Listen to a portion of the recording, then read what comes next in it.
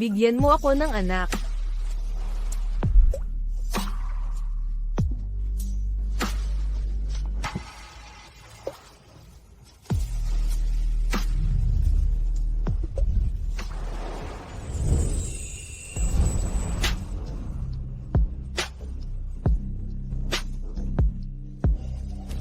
May amoy ka ng gatas ng sanggol, yung amoy ng gatas ng bata. Ayaw mo sa akin dahil matanda na ako. Hindi, gusto ko nga ng mas matanda sa akin. Maganda at nakakagana ang bata at sariwang katawan. Pero ang pagbubuntis para mailigtas si Xiaozi. Iyon ang pinakamahalaga.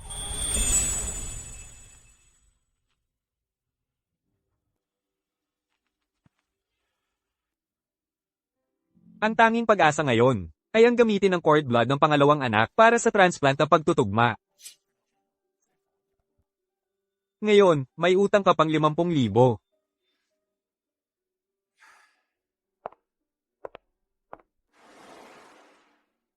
Kailangan kong magbuntis agad. Kumita ng pera para mabuhay si Xiaozi. Ano man ang kapalit. Kaya, nang magpakita ng malakas na resulta ang ovulation test kit, sa araw na iyon, nagsimula akong humanap ng paraan.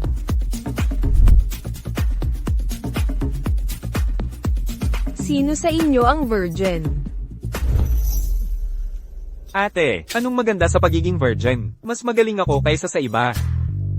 Virgin lang ang kailangan ko. At, gusto kong makita, ang medical records ninyo nitong nakaraan. Ate, nandito sila para maglibang. Hindi para maghanap ng mapapangasawa. Ikaw, hindi kaya virgin ka pa rin? Humanap ka na lang ng iba.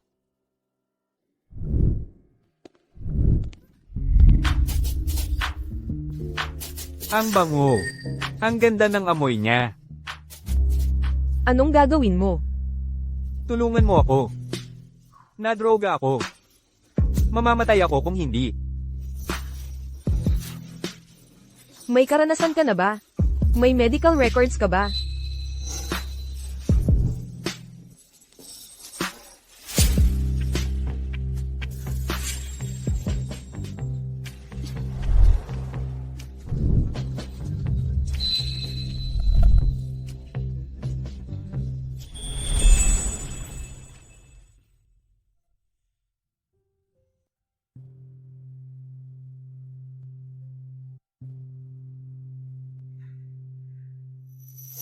Kagabi, maraming beses kaming nag-sex. Ilang beses. Hanggang sa nawalan ako ng malay. Sa ganito, dapat, mabubuntis na ako, di ba? Baka hindi na tayo magkita muli. Salamat.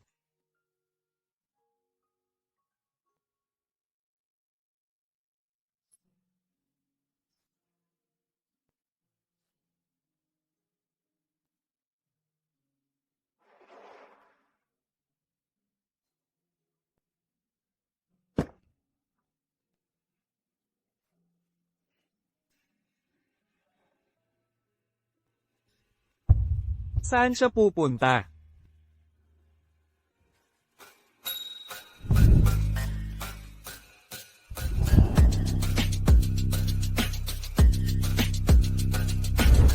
Ang aking apo'y lalaking virgin na ngayon ay tumanda na.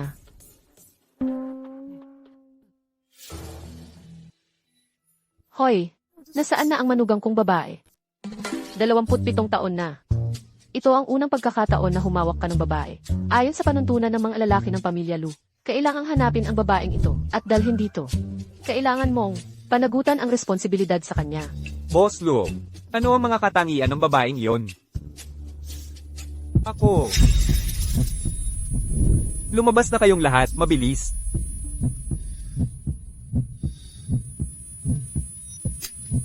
Inatake na naman. Ang sakit kong ito, dati napipigilan lang ng paninigarilyo. Bakit ngayon hindi na epektibo? Baka dahil sa nahawakan ko ang babae. Mabilis, imbestigahan ninyo. Lahat ng babaeng pumunta sa hotel kagabi. Dalhin dito para kilalanin ni Xingchen. Pero, hindi alam ni Boss Lu kung ano ang hitsura nito. Ang mga lalaki ng aming pamilyang Lu ay may minanang sakit. Basta ang babaeng, nakarelasyon niya, kapag nakita niya ulit ito, hindi niya mapipigilan na lumapit dito. Sige, pupunta ako agad sa hotel para mag-imbestiga. Lahat ng babaeng bisita na wala pang 27 taong gulang. Imbestigahan ng wala pang 40 taong gulang. 40 taon? Gusto mo ng mas matanda? Ang babaeng nasa bawat yugto ng buhay ay may kani-kanyang ganda. 30 taon, mature at matalino. 40 taon, kaakit-akit pa rin. Kung gusto ko ng mas matanda, ano naman ang problema?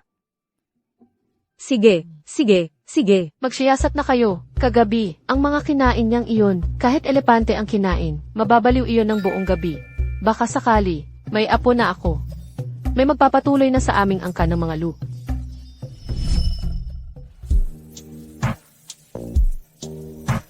Ang amoy niya ay nakakapagbaga ng aking adik sayon. Ngayon, wala nang saysay ang paninigarilyo. Hindi ako makakatiis ng higit sa kalahating buwan. Kailangan kong hanapin siya.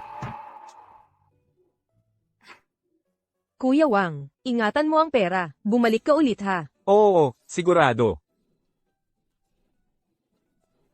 Marami na namang kinita ngayon. Ang bayad sa gamot ni Xiaozi ay malapit ng matustusan. Anong ginagawa mo? Tao, anong ginagawa mo rito? Tigilan mo ang kakulitan. Ibigay mo sa akin ang pera. May 20 milyon pa akong utang. Ikaw ang dapat magbayad para sa akin. Hiwalay na tayo. Wala akong kinalaman sa utang mo. Panggamot ito ni Xiaozi. Bitawan mo ako. Isang may sakit, mabuti pang mamatay na agad. Kung hindi ako makabayad, hindi ka rin mabubuhay.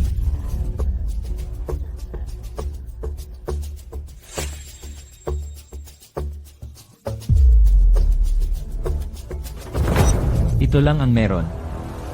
May itinatago ka, ano? Ilabas mo. Ibigay mo rito.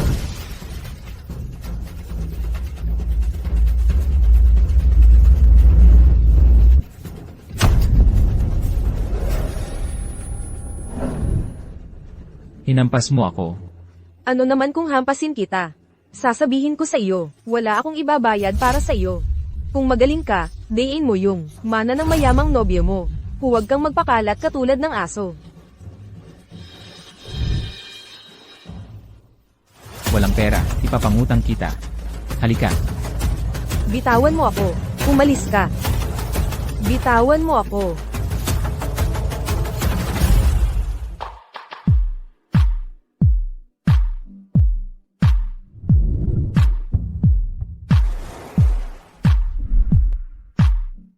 Boss Lu, ito po ang bagong proyekto natin.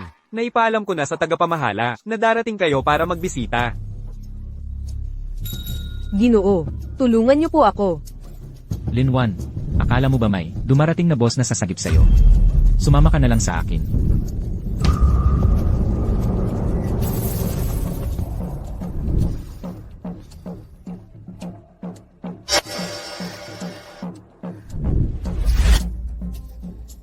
Nakikita mo, hindi ka type ng mga boss. 32 anyos ka na, may anak ka pang may sakit.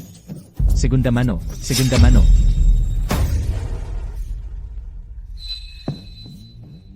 Sino ka ba? Asawa ko to, wala kang pakialam. Asawa mo siya? Ex-husband lang. Bugbugin niyo.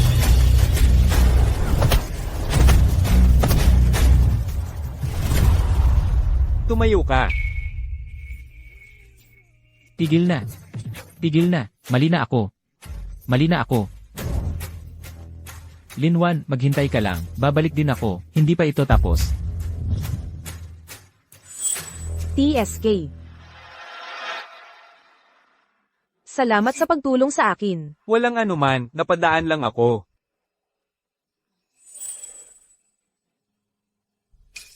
Ingat.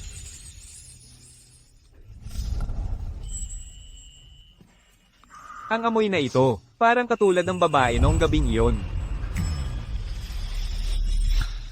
Ano ang gusto mong gawin?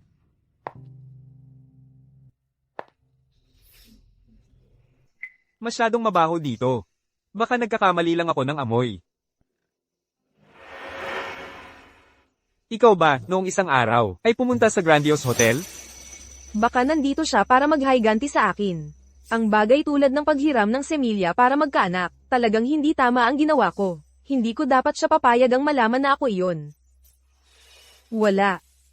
Isa lang akong nagtitinda ng baon, hindi ko kayang tumira sa ganoong kamahilang hotel. Kung wala ng ibang bagay, aalis na muna ako. Dalhin mo siya sa club para subukan. Baka sakaling makatulong pa ito sa kondisyon ko. Magkano ang kinikita mo sa isang araw? Bibigyan kita ng 20 beses. Sumama ka sa akin sa isang lugar. 20 beses, mababayaran ko na ang lahat ng utang, sa ospital, at mukhang hindi niya ako nakikilala. Pwede bang cash agad?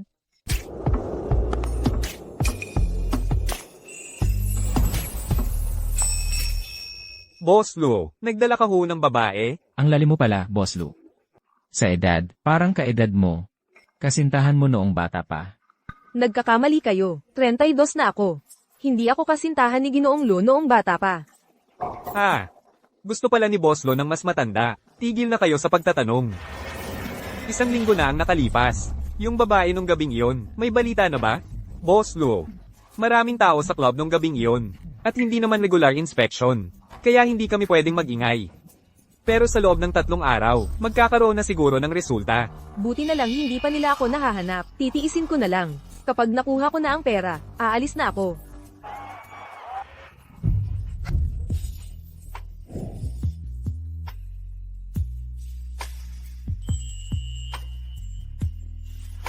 Ang bango niya. Ginoong Lo, pwedeng bitawan mo muna ako. Pasensya na, hindi ko sinasadya. At saka, naipit ako. Pwede bang tingnan mo ang sitwasyon? Hay, naalala ko na, ikaw yung babae nung gabing iyon, sa club na naghahanap ng kaibigan. At gusto pang, makita ang medical report ng iba. Na, parang ikaw nga. Ang lakas ng loob mong mang-scam kay Boss Lou.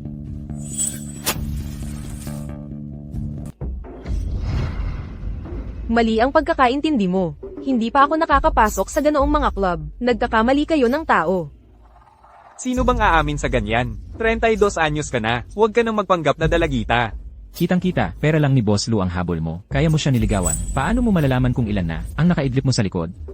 Akala ko ba'y simple lang ang buhay mo? Mali pala ang tingin ko sa'yo. Tama ka, kailangan ko talaga ng pera. Hindi ako tulad ninyong mga rich kid, na ipinanganak na may gintong kutsara sa bibig. Kung gusto nyo akong pahiyain, bigyan nyo muna ako ng pera. Ang pera ba sa pastahan ngayon, ang ibibigay mo sa akin, o magbibigay ka ng trabaho? Pasensya na, trabaho, 20,000 sa isang araw lang ang tatanggapin ko. Handa akong magbigay ng pagkakataon sa mga talento ng lahat ng edad. Pero ang kailangan, dapat maayos ang pagkatao nila. Kung hindi mo ibibigay, bukas, pupunta ako sa Lou Group, at maglalagay ng streamer. Wala akong panghihinayang. Basta hindi lang mahihirapan, si Boss Lou. Nakakatuwa naman ang babaeng ito. Bukas, 9 ng umaga, pumunta ka sa Lou Group para sa interview. Kung papasa ka, 20,000 sa isang araw. Ibibigay ko. Usapang lalaki.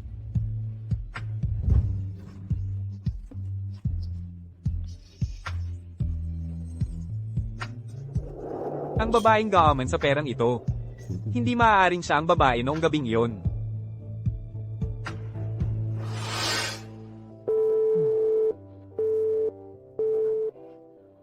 Halos kalahating buwan na ang lumipas, wala pa ring nakikitang bakas. Kapag inatake ka, magdusa ka. Nanay, napakahirap ng ginagawa mo. Magpahinga ka na. Kapag natapos ko ang librong ito, nanay, mas sigurado ako sa interview ko bukas. Pagkatapos, Xiaozi, mabilis na gagaling. Nanay, hindi na ako magpapagamot. Uwi na tayo. Huwag kang magpakahirap. Hindi mahirap para sa akin. Xiaozi, huwag kang malungkot, panatilihin mong kalmado. Pangako mo sa akin, na mabilis kang gagaling. Sige. Matulog ka na. Yay! 32 years old. At nag-apply pa para sa secretary position. Hindi karaniwan. Ang edad ay kumakatawan sa karanasan. Ang karanasan ko sa trabaho at pagiging matatag ay advantage. Divorced, may anak. Maraming trabaho sa aming kumpanya. Makakaya mo ba? Nagkaanak din siya. Dahil ako ay isang ina. Mas mabigat ang responsibilidad ko. Mas magsisikap ako kaysa sa iba. Sa pagharap, sa trabahong ito. Sa edad mong ito, nabawasan na ang utak mo. Makakahabol pa ba ang pag-iisip mo? Sa tingin ko, ang aktibidad ng pag-iisip ay nakadepende kung patuloy ang pag-aaral at pag-iisip ng tao. Base sa logic mo, dapat tanggalin ang lahat ng empleyado sa kumpanya na higit sa 32 years old. Dapat tanggalin ang lahat ng empleyado sa kumpanya na higit sa 32 years old. Ang babae, malinaw ang logic, hindi nagpanik sa sitwasyon. Parang hindi siya, isang social butterfly na umaasa sa lalaki. Lina, sa sitwasyon mong ito, sa totoo lang, mahirap. Pero, ang pagpasa, ay desisyon lang ko. Mga uod sa kumpanya. Ang bango mo. Hindi pa ako nakakatikim ng tipo mong ganito. Lene, talagang overestimate ko siya. Manager Wang, nagtatrabaho ako ng mahigit 10 taon. Marami akong nakilalang tulad mo. Gusto mo malaman ang kinahinatnan nila? Gusto mo malaman ang kinahinatnan nila?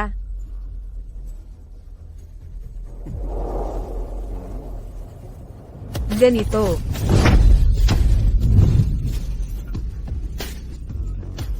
Sa tingin ko, ang Lushi Group ay parang basurahan. Puro mga salot at basura ang lumalabas. Puro mga salot at basura ang lumalabas.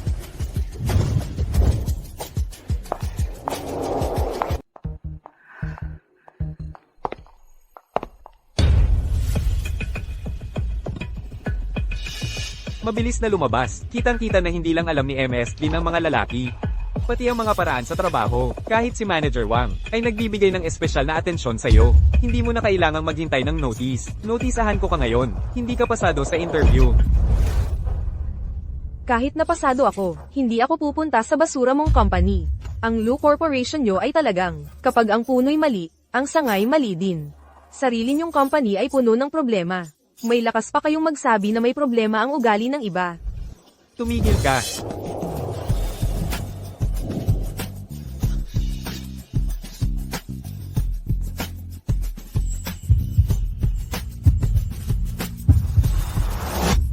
Anong ginagawa mo?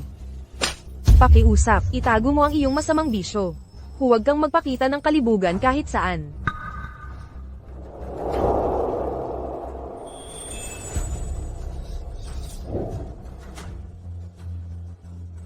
Ano ba ang nangyayari sa akin? Bakit hindi ko makontrol ang sarili ko? Hindi pwede. Kailangan kong mabilis na hanapin ang babae nung gabing iyon. Ang mga mayayamang boss ay mga basura, walang isang mabuti. Lin Wan, hindi mo dapat asahan ng iba. Makakaya mong kumita gamit ang sarili mong mga kamay.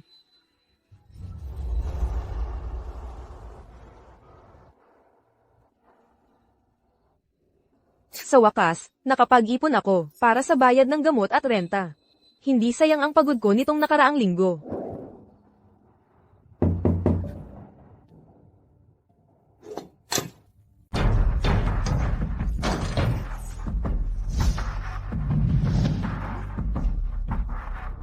Linwan, magaling kang magtago. Ano na ang gusto mo? Si Kuya Gao ito. Sa susunod, sumunod ka na sa kanya. Kuya Gao, tignan mo ang dating asawa ko. Maganda pa ang hitsura at katawan, di ba? Sulit ang 20,000. Do tao. Gusto mo akong ipagbibili? May pagkatao ka pa ba? Wala kang karapatan, magreklamo. Babae kang divorced, na may sakit ang anak. May nagkagusto pa sa'yo, dapat magpasalamat ka. Shawan, sumunod ka sa akin. Ang gamot ng anak mo, ako ang magbabayad. Alisin mo ang maruming kamay mo. Lumabas kayo. Linwan, huwag kang magpakapal, sasabihin ko sa'yo. Ito ang utang mo sa akin. 8 taon tayong mag-asawa. Walang maayos na anak. Hindi inisip ni Kuya Gao na second hand ka. Dapat magpasalamat ka. Utang ko sa'yo. Sa unang gabi ng kasal, uminom ka ng gamot para tumagal ng 3 minuto. Tapos nanisi pa ang mama mo kung sino ang hindi naglalabas. Tumahimik ka. Sasabihin ko sa'yo, kahit ayaw mo ngayon, mapapakasal ka. Sumunod ka sa akin. Lakad.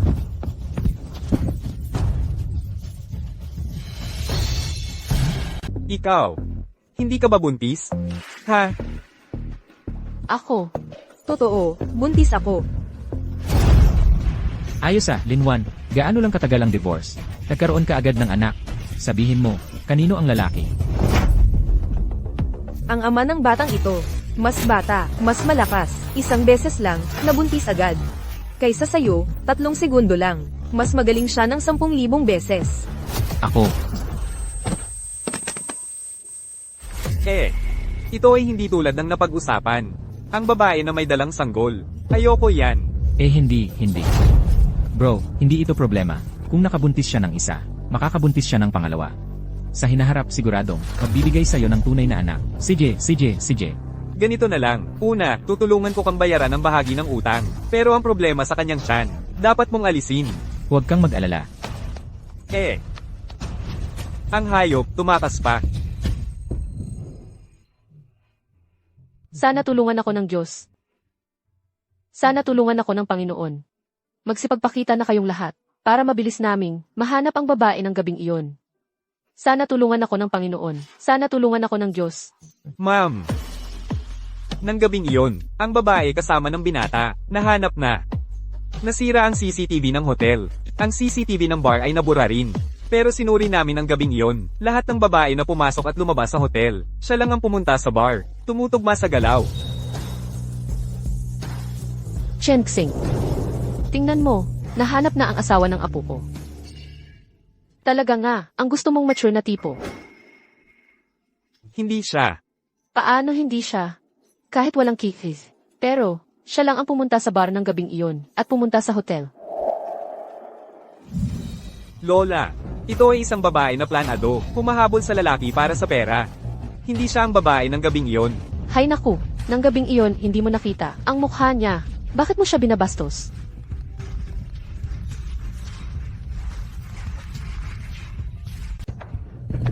Huwag kang tumakbo. Tulong. Tumigil ka.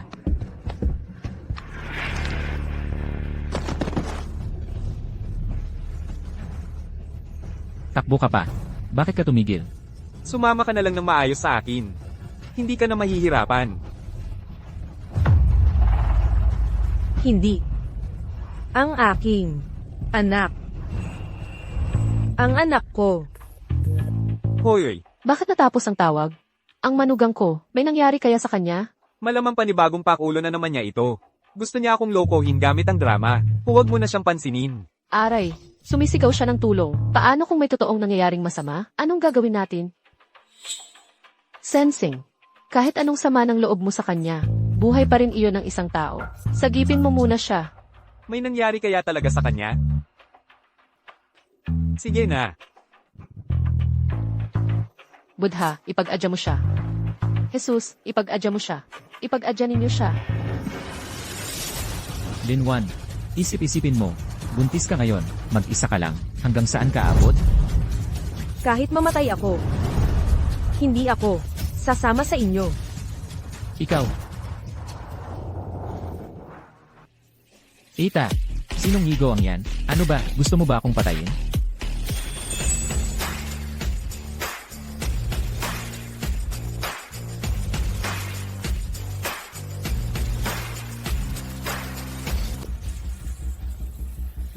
Tumigil ka. Ano? Ikaw na naman. Huwag kang makialam.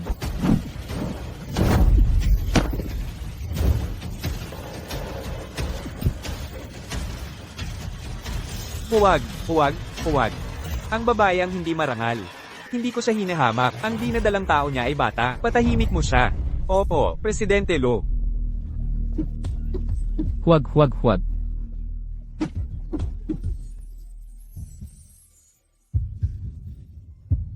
Sagipin.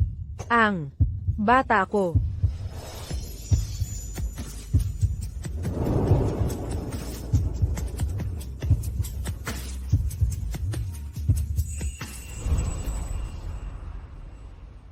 Ang pasyente at ang fetus ay pansamantalang ligtas.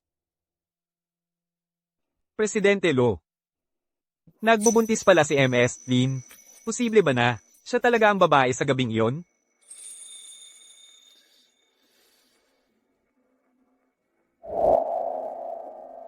Ang Lu Corporation ay, kung ang puno ay hindi matuwid, ang mga sanga ay hindi rin matuwid. Kahit sa sariling kumpanya ay magulo. Wala pa kayong karapatan magsalita ng masama sa iba. Hindi. Baka ang pakay niya sa paglapit sa akin ay gamitin ang bata para magpanggap. Umuwi ka na sa kumpanya. Ang CCTV footage ng interview ni Lin Wan ay kunin mo. Opo, Presidente Lo. Kayo. Magbayad ng bill. Sabay sabi na imposible si MS Lin, ang babae sa gabing iyon. Sabay hanap ng ebidensya para patunayang hindi siya gold digger para makumbinsi ang sarili. Nagbayad pa ng bill para sa kanya. Sinabi niya ay hindi, pero ang ginawa ay oo.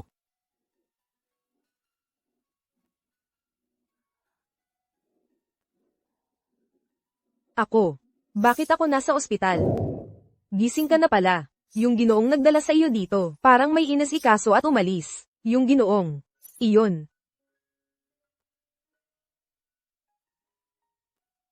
Pamilyar ang numerong ito. Sino kaya talaga siya? Huwag kang mag-alala. Matatag ang sanggol. Pero mahina ang katawan mo. Kailangan mong magpahinga ng maayos. Buntis nga talaga ako. May pag-asa na si Xiaozi.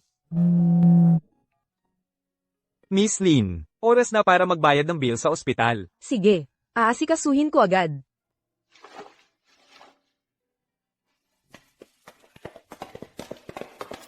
Boss Lo. Nakuha ko na ang footage ng CCTV. Boss Lo, nagkakamali po kayo tungkol kay Miss Lin. Kung ganoong klaseng bagay, ay madali niyang naayos. Ibig sabihin, hindi siya, simpleng tao. Eh bakit siya, pumayag na makipagtalik sa akin? Tara, pupuntahan ko siya para personal kong tanungin.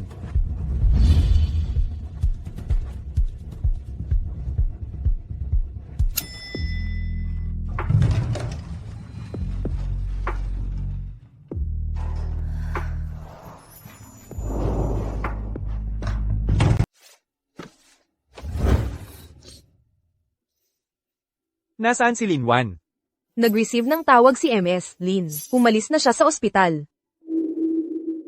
Sir Luo, sa application form ni Lin Wan, may nakalista ang address niya. Hanapin mo.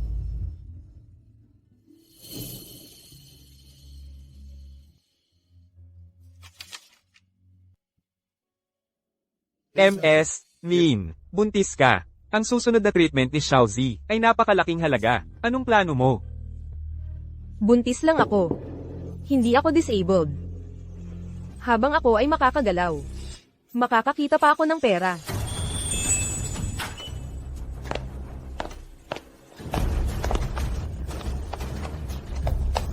Ang food delivery rider, mag-akyat sa hagdan.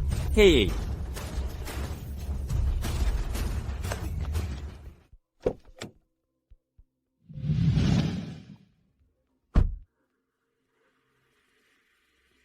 Sir Luo, sa records ni Lin Wan, ang nakalista address ay dito.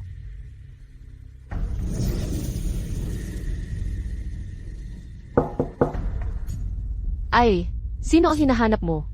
Lin Wan, dito ba siya nakatira? Lin Wan? Pinapaalis ko na si Lin Wan. Lin Wan, dito ba siya nakatira? Lin Wan. Pinalayas ko na si Lin Wan. Pinalayas.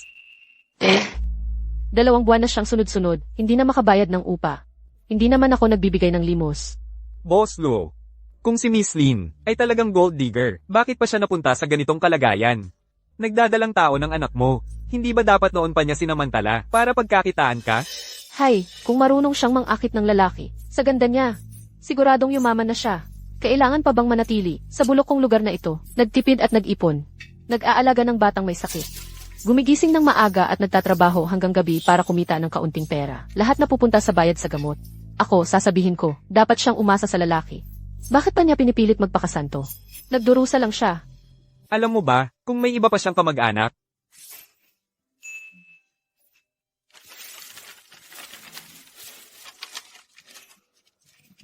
Heto. Ang anak niya ay nagpapagamot sa ospital na ito. Puntahan ninyo ito. Boss Lo. Kung ang bata ay iyo, mapatutunayan ito na si Miss Lin ang babae noong gabi, pagdating ng panahon. Pakakasalan mo ba siya? Hindi. Hindi maaaring siya. Napakaraming pagkakataon. Napakaraming butas. Pero talaga bang may ganun karaming pagkakataon? Hindi siya kagaya ng ipinapakita na ganun ka materialistic. Ipapaalam ko sa iyo ngayon, hindi ka pumasa sa interview. Kahit na pumasa ako, hindi pa rin ako pupunta sa bulok ninyong kumpanya. Tumigil ka.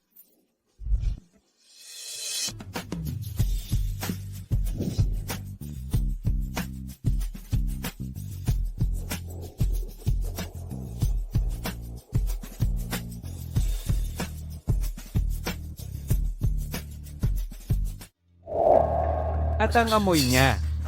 Laging nagpapawala sa kontrol ko at gustong lumapit. Hindi maganda. Kailangan siyang mahanap agad. Kung hindi, mamamatay talaga ako.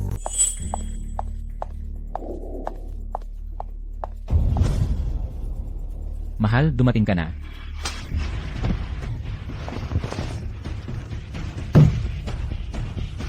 Do tao. Kumakain ka at gumagamit ng pera ko. Nakapangahas ka pang ilipat ang ari-arian ko. Wala akong ginawa, mahal. Makinig ka muna sa akin. Chon Hong, ano nang nangyari? You may. Ninakawan ni Do Tao ang pera ko. Tiyak na may babae siya sa labas. May kinakasama siyang iba. Ha? Tao-tao.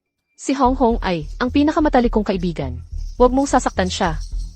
Kung malalaman ng babaeng ito na may malaking utang ako sa sugal, tiyak na iiwan niya ako. Mahal. Si Lin Wan ang pumilit sa akin gamit ang bata. Pinilit niya akong ilipat ang pera sa kanya. Kahit na parang may kinakasama na siyang mayaman. Si Xiao Zi ay sarili kong anak. Kasalanan talaga. Masyadong mabait si Tao. Nakontrol siya ng babaeng iyon. Si Lin Wan pala. Hahampasin ko siya. Narito na.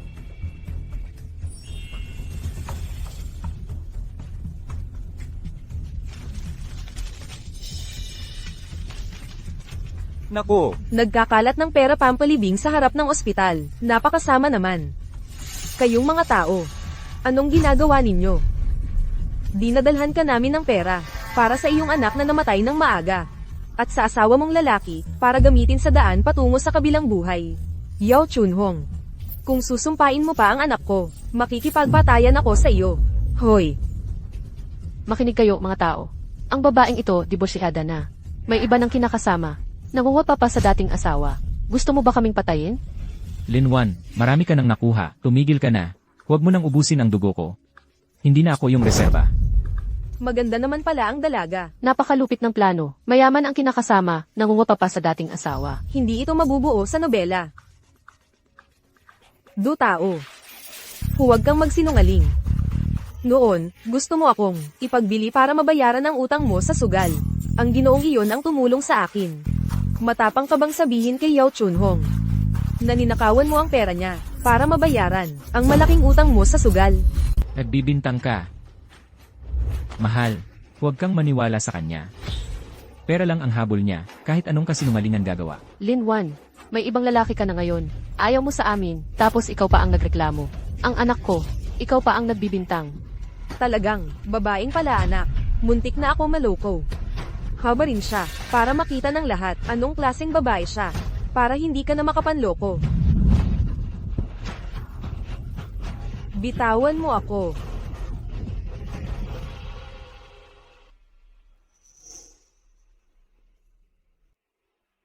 nagpunta si MS Lin kahapon. Nagbayad ng parte ng utang. Naghanap daw ng 2 trabaho. Tapos umalis agad. Ilang trabaho ba ang ginagawa niya? Halos hindi siya natutulog. Nagtanong pa sa akin dati. Presyo ng dugo. Ganito na ang kalagayan niya. Nagplano pa ng pangalawang anak. Gusto ni MS, Lin gamitin, dugo ng umbilical cord ng bagong silang, para sa operasyon ng Shaozi. Hindi mo alam ang buong kwento, huwag kang maghusga. Pasensya. Ako.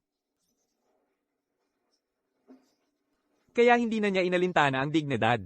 Para lang makakuha ng pagkakataon kumita. Kung makapit siya sa anak laban sa kamatayan. Presidente Lo, may problema. Tignan mo ito. Si MS, Lin sa harap ng ospital. Tawagan. Agad. Bitawan mo ako. Labag sa batas ito. Para sa kapakanan ng tao. Hinulag mo ang kaibigan ko. Tigilan. Tumigil ka.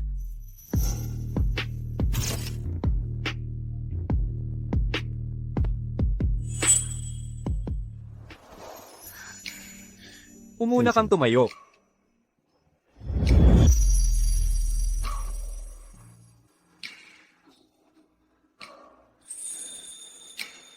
CJ, ikaw ba ang lalaking hinahanap ni Linwan? Ikaw ba? Nagpakita ka pa? Naghamon ka sa Ginoong Lo? Gusto mo bang mamatay? Siya ang pinakamayaman sa Jinghai, Ginoong Lu Xingchen. Nakita ko siya sa balitang pang-ekonomiya. Ano, Ginoong Lu?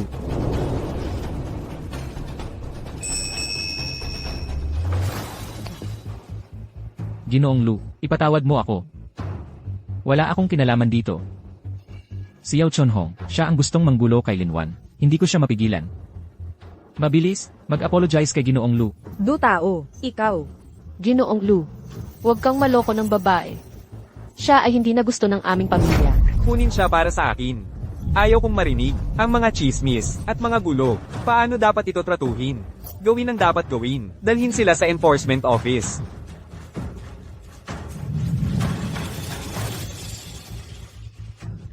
Nagkamali ako. Ipatawad mo ako. Du tao. Huwag kang magpanggap na patay. Ginoong Lu, ipatawad mo ako. Matanda na silang dalawa. Hindi sila dapat makulong. Mukhang ang aral na binigay ko sa'yo ay hindi pa sapat. Hindi ka pa natuto. Binibigyan kita ng dalawang pagpipilian. Ilulunod sa lawa. O ipapakain sa aso. Hindi.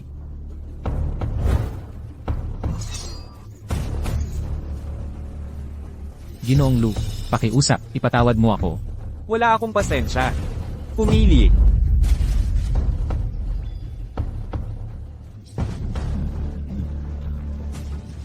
Xiao Wan. Para sa kapakanan ng Xiaoze, patawarin mo ako. Wala kang karapatang banggitin si Xiaozi. Noong araw, pinalayas mo kami ng anak ko sa bahay. At kinuha mo pa ang perang pang-opera ng bata. Ipinagbili mo ako para bayaran ang 2 milyon mong utang sa sugal. Parang demonyo ka. Parang demonyo ako. Hindi ako tao. Parang demonyo ako. Hindi ako tao. Naligaw ako ng landas. Patawarin mo ako. Du tao. Bulag ako noon. Mula ngayon, kung lalapit pa kayo sa akin, magpapatayan tayo. Ano? Ano? 2 milyon. Yao Chunhong. Akala mo ba kung bakit nagpakasal sa'yo si Du Tao? Dahil matanda ka na. Ginawa ka lang niyang bangko, hindi mo pa alam. Hindi ako naniniwala. Nagsisinungaling ka. Nagsisinungaling ako. Mabuti nga namatay yang may sakit na yon. Mas mahalaga ang pera para makabawi ako. Ito ang recording ng pananakot ni Do Tao sa telepono. Kahit ang perang pang-opera. Ng sarili niyang anak, kinuha. Pinagtulungan ng dating asawa. Napakasama ninyo. Hindi. Ang recording na ito, siguradong peke yan.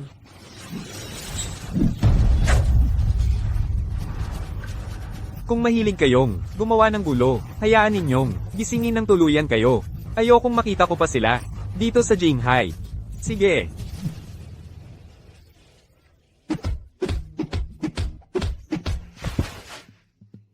Umalis na tayo. Huwag kang lilingon. Sinisiguro ko sa'yo, ang mga basurang ito, ay hindi na muling lilito sa mundo mo.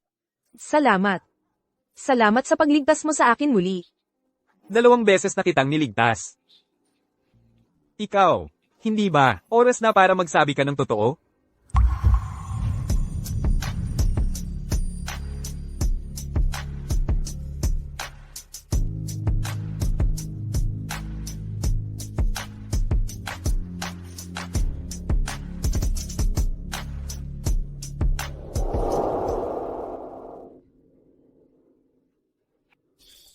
Ikaw. Ikaw ba yung babae noong gabing yon? Ikaw ba ang babae noong gabing yon?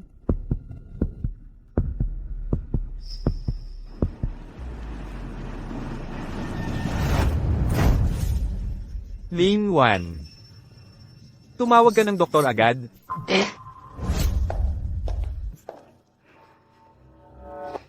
Mr. Lu. Si MS, Lin ay pagod na pagod. Malaki ang pagbabago ng emosyon. Kaya nagkaroon ng maagang pagbubuntis. Buti na lang dinala agad. Dapat magpahinga para sa pagbubuntis. Siya at ang anak, hindi dapat magkaroon ng problema. President Lu. Si MS, Lin. Inamin niya. Ang pinakaunang pagsusuri sa fetus ay 1 buwan pa. Pero kahit aminin o hindi ko makikita siya ay inapi ng mga hindi tao. Kailan nakita ang President Lu? Ganitong pagkakaisa sa paglaban para sa isang babae.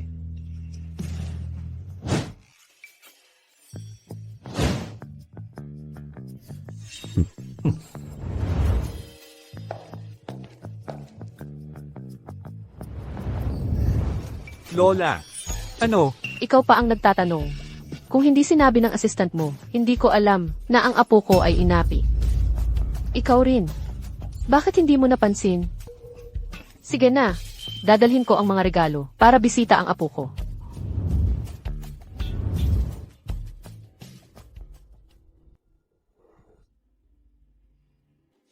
President Lu. Kung si MS, Lin, ay babae na mahilig sa pera, bakit napunta sa ganito? Nagbuntis sa anak mo. Dapat noon pa, naghingi ng pera. Hay, kung marunong manghuli ng lalaki, sa ganda niya, yumaman na. Hindi na, dito sa lugar ko, tipid na tipid. Pwedeng gamitin ng anak para humingi. Pero gusto niya sarili niya. Hindi ko alam kung matatag. O tanga.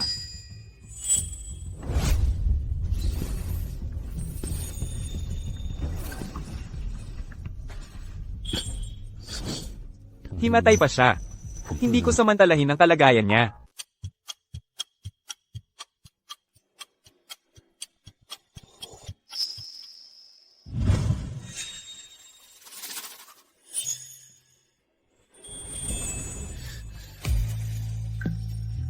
Kailangan mong magpahinga ngayon. Ingat. Kamusta ang bata? Wala ba itong problema? Huwag kang mag-alala. Walang problema ang bata.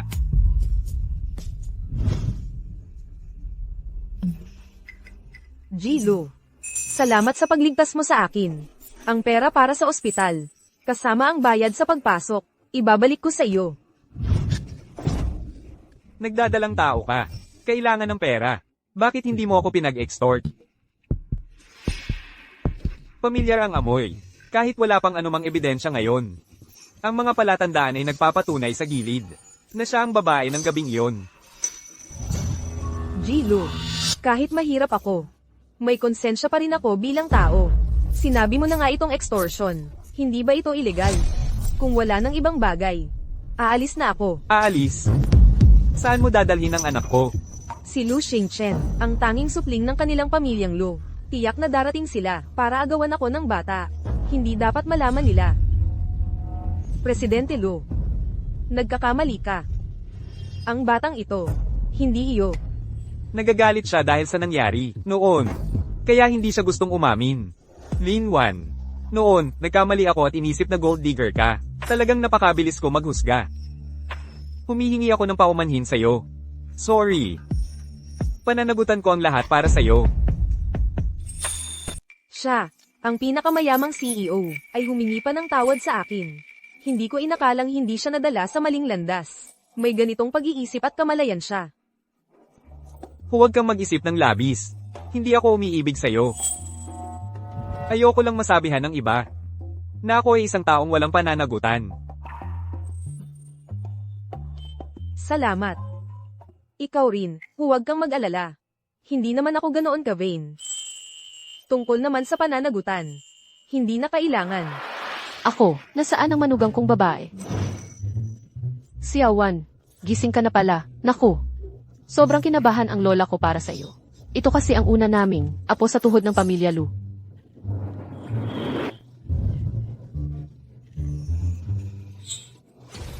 Ako ang lola ni Luxing Shen. Siawan, huwag kang kabahan. Natuwa lang ako nang makita kita at ang apo sa tuhod, kaya nasobrahan ang sigla ko. Talaga nga. Ang bata nga talaga ang gusto nila. Paumanhin. Na itinago ko ito sa inyo noon. Ang batang ito ay talagang kay Lu Shengchen. Ngunit, Lola, pasensya po. Ang batang ito, hindi ko pa ito maibibigay sa inyo ngayon. Ah, ganito. Ang anak ko ay malubhang may sakit. Kailangan ng cord blood ng batang ito para mailigtas ang buhay niya. Kung gusto ninyong ihabla ako, dahil pinilit ko si Lu Shengchen. Maaari bang hintayin muna ninyo na mailigtas ko ang anak ko? Hindi. Siawan, huwag kang magkamali. Noong gabing iyon, binigyan ko ng gamot ang batang ito. At iniwan sa bar. Ikaw, nakuha mo siya. Masaya ako, Lola, hindi ako makapaghintay. Siawan, sa mga araw na ito, napakahirap para sa iyo. Sumama ka sa akin sa Lu family. Ako mismo, Lola, ang mag-aayos ng kasal ninyo ni Xing Shen. Lola, Ako mismo ang mag-aasikaso ng kasal ninyong dalawa ni Xing Shen. Lola, hindi na kailangan ang kasal. Kapag naipanganak na ang bata, pwede ninyong ipasundo. Paano mabubuhay ang bata ng walang ina? At saka, may koneksyon na kayong dalawa. Kailangan niyang panagutan iyon. Ano nang ginagawa mo dyan, nakatulala? Magsalita ka naman.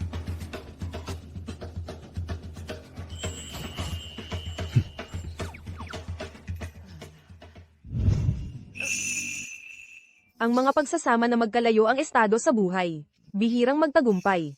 Ang kanila ang pinakamayaman. Ako, isa ng diborsyada. At 32 anyos na. Dapat kong isipin ang tungkol sa pagpapagamot sa bata. Lola. Matatag ang loob ni Linwan. Kung gusto nating manatili siya sa pamilya Lo, huwag nating masyadong pilitin. Pakiusap, tulungan ninyo ako. Sige na. Ito ang panuntunan ng aming pamilya. Dapat ako ang responsable sa'yo. Kung hindi, paparusahan ako ni Lola. Mas mabuti na magpakasal muna tayo. Para mapanatag ang loob ni Lola. Kapag ipinanganak ang anak, kung gusto mong maghiwalay, pwede ulit. Kung ano ang gusto mo, babayaran ko ulit. Ano sa tingin mo?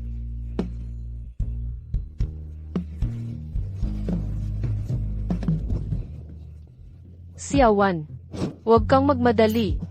Magpahinga muna ng ilang araw sa ospital. Pagkalipas ng ilang araw, si Xing Shen ang maghahatid sa iyo palabas. Naghihintay ako sa bahay para sa pagbalik mo. Ang galing ko talaga. Para akong kaibigan ng mga babae. Salamat po, Ginang. Salamat din po, Pangulo Lu. Magpapakasal na kayo. Bakit patatawag ng ganito ang malayo? Lu Shengchen. Kahit ano ang mangyari. Salamat sa pagligtas mo sa akin. Ang ganda ng kanyang ngiti.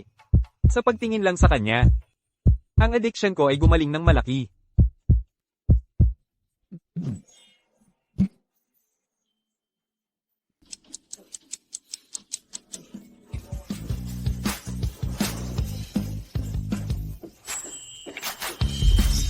Maligayang pag-uwi, Batang Panginoon at Ginang Panginoon.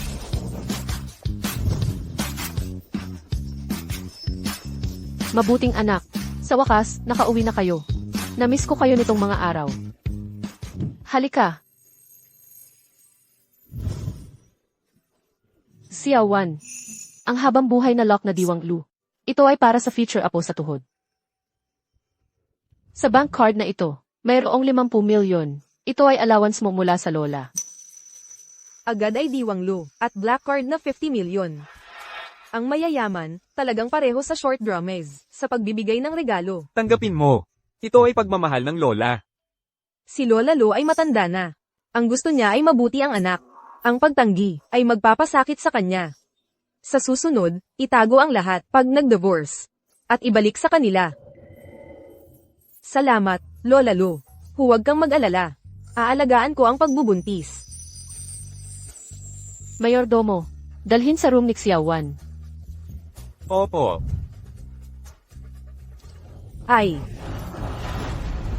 Narinig ko na asawa ni Sheng Chen ay dumating.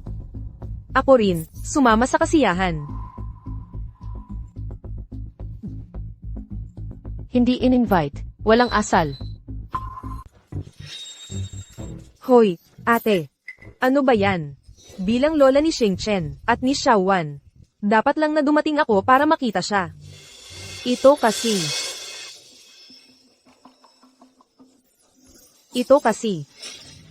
Hindi ko alam na darating ka, apo. Kaya wala akong handang regalo para sa'yo. At ikalawa mo na itong kasal, matanda ka na rin. Maiintindihan mo naman siguro, di ba? Ngayon, sino sa pamilya Lu ang hindi alam? Napauwi mula sa ospital ang asawa ni Xing Chen. Kung ayaw mong magbigay, huwag na lang. Sino ba ang pinagtatangahan mo? Bisita pa rin siya. Ang regalo para kay Xiaowan. Tiyak na ibibigay ko. Anong bisita? Si Xiaowan ay tunay na manugang ng pamilya Lu. Dito na siya titira mula ngayon. Oo, tama ka. Ginang Lin. Bata pa ako. Wala akong mahalagang reg along maibibigay sa'yo. Ang alam ko lang ay magluto ng ilang paboritong pagkain ni Sheng Chen. Kung gusto mo, tuturuan kita ng ilang putahe. Pero, sa edad mo na Ginang Lin, baka medyo mabagal ka matuto. Pero, kung magsasanay ka ng madalas, kaya mo rin siguro yan. Ang kakayahan ng isang tao na matuto ay hindi nakadepende sa edad. Nakadepende yan kung patuloy siyang natututo. Sa tingin ko, ang aktibidad ng pag-iisip ay nakadepende kung patuloy bang nag-aaral at nag-iisip ang isang tao. Yan ang sinabi ko noong interview ko. Naalala pa pala niya. At saka, kailan ko ba sinabing, gusto ko ang luto mo? Sheng Chen, mabuti lang ang intensyon ko. Buntis naman talaga si Ginang Lin. Magandang matuto siya ng tamang nutrisyon. Mabuti rin yun para sa baby. Naawa lang ako sa baby. Hindi ka naman nagbuntis. Bakit ka nagpapaka-espesyal? Asikasuhin mo na lang ang sarili mo. At saka, hindi mo na kailangang manggialam sa mga bagay tungkol sa kanya at sa bata. Ang inaalala pala niya ay yung bata. Pero sa edad kong ito, ano pa bang hihilinging tunay na pagmamahal? Bihira na lang ang kagaya ng pag-aalaga sa akin ni Lola at ni Luo Sheng Chen. Lola Lu, tita, mag-usap na lang muna kayo. Mauna na akong mag-ayos ng gamit sa kwarto. CJ, Xiaowan, sige mauna ka na. Xiao Liang, samahan mo si Xiaowan papunta sa kwarto. Madam, sundan niyo po ako. Ingat sa pagpunta sa kwarto.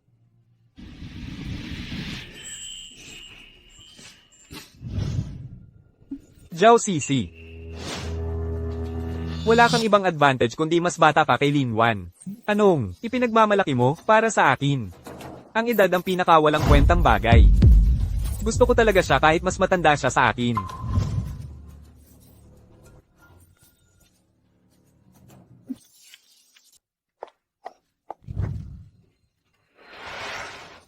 Si Lin Wan ay isa lang, may anak na second hand. Paano siya makakapag-asawa sa Sheng Chen? Sisi, ikaw ang younger aunt ni Sheng Chen sa ngalan. Hindi niya maaaring pakasalan kahit sino, lalo na ikaw. Pero mom, hindi rin ako ang biological child mo. Bakit hindi ako makakapag-asawa sa Sheng Chen? At si Lin Wan, napakayabang. Hindi niya kami binibigyan ng kahalagahan. Ano ang gusto mong gawin? HMPH. Kapag mawala ang anak niya. O lumayo ang puso niya. Tingnan ko kung paano siya magyayabang pa. Sige.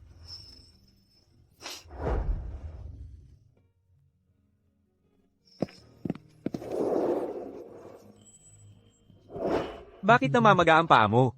Tatawag ako ng doktor. Huwag mo na problemayin.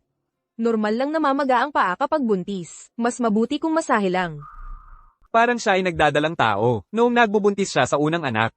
Hindi rin siya naghirap.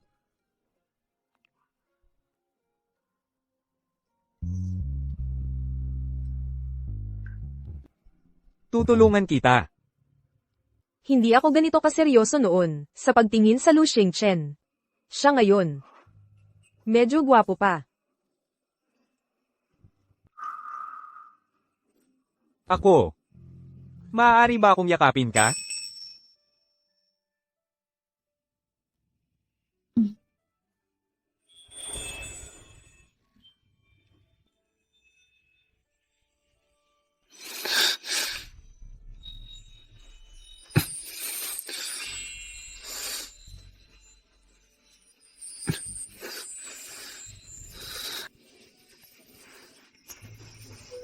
Bakit parang aso ka?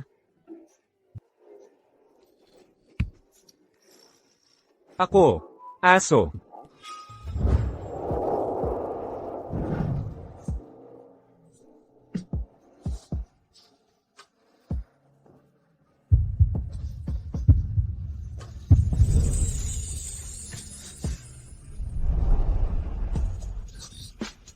Ang amoy.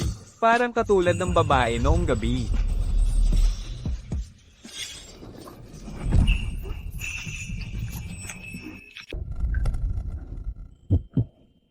Maging aso ay masarap din.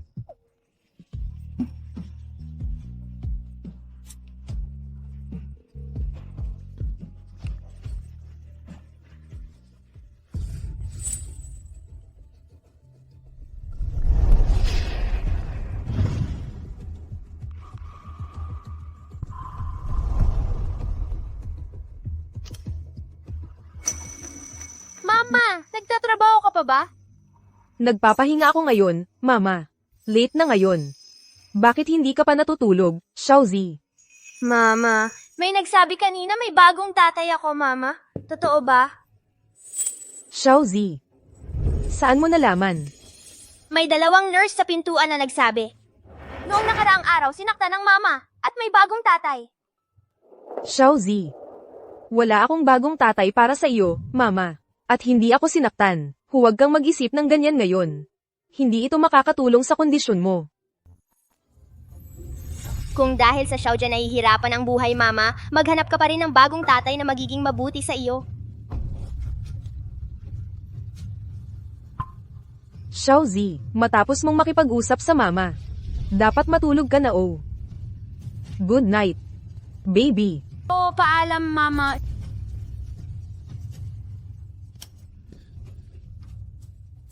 Tumawag si Xiaozi. Ano ang nangyari? Hindi ko alam sino. Ang nangyari sa harap ng ospital noong nakaraan, ay sinabi sa kanya. Sinabi ng doktor. Kailangan ni Xiaozi ngayon ng katahimikan ng puso. Kung hindi, hindi ito makakatulong sa kanyang sakit. Ano? Pinagbawalan ko na si Kiao Rui na ikalat ang balita. Ang makakagawa ay 2 tao lamang. Ibig mong sabihin, iyong lola, at Zhou Sisi. Sa ilang araw, magkakaroon ng business dinner ang Lucy. Pupunta rin sila. Ikaw, sumama ka sa akin na. Ako, Ang paggulo sa Xiaozi. Hindi dapat basta-basta na lang.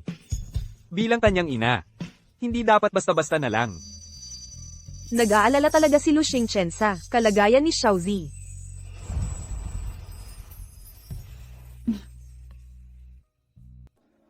Handa na ako.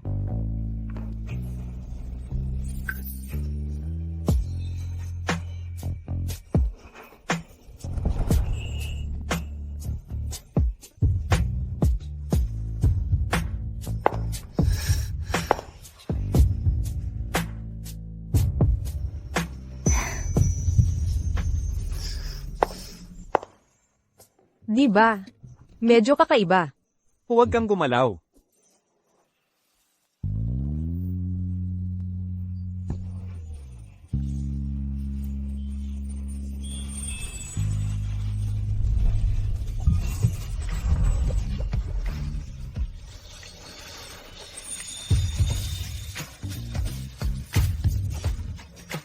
Ang ganda.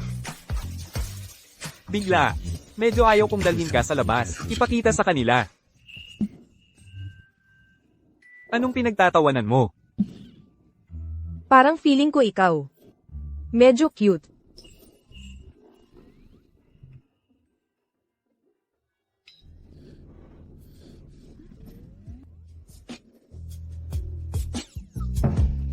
Ang addiction ko. Dahil sa kanya, mabilis na gumagaling. Tapos, nang magsalita siya ng ganoon, nagulat ako. Hindi ko inaasahan. Madali pa rin siyang mahiya.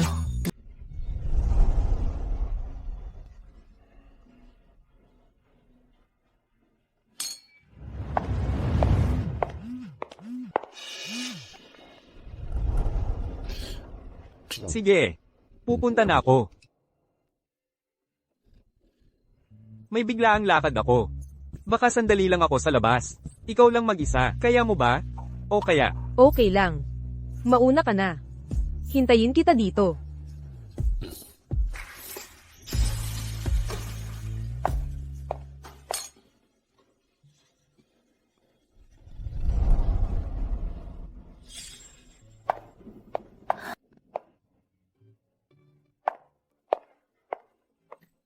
Binibini Leosinio, ikaw ang anak na babae ng pamilya Leo. Nabanggit ka nga ni Boss Luca makailan lang. Tiyak na mapapasunod mo siya ngayon.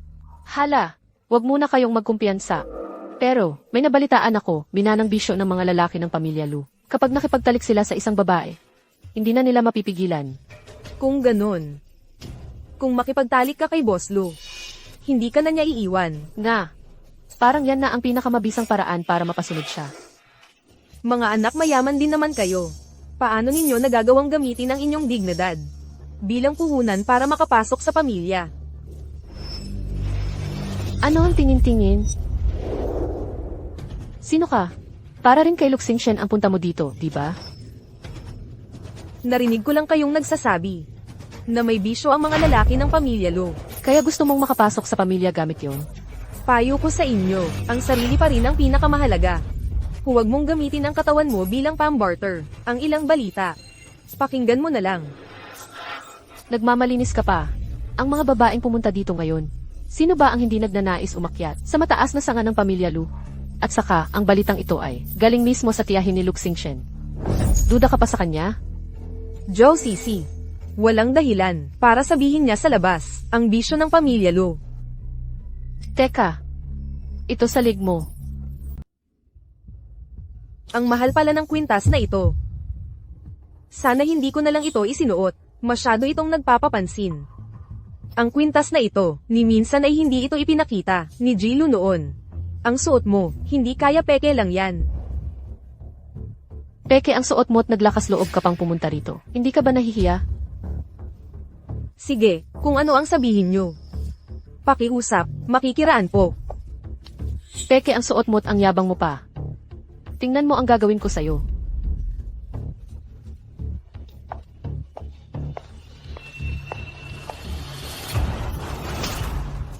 Hinampas mo ako. Zinyaw. Anong nangyari? Nagpapanggap siyang ginang Lu. Peke ang suot. Tapos bastos pa siya kanina. At hinampas pa ako.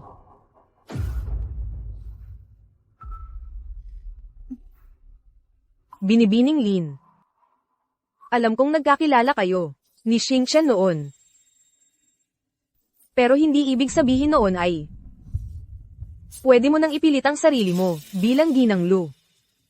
At baligtarin ang katotohanan. Joe Sisi. Hindi ka ba natatawa sa sinabi mo, sa sarili mo? Hindi pa alam ni Lu Xingchen, na ipinagkalat mo ang tungkol sa kanyang adik sayon. Di ba? Paano niya nalaman?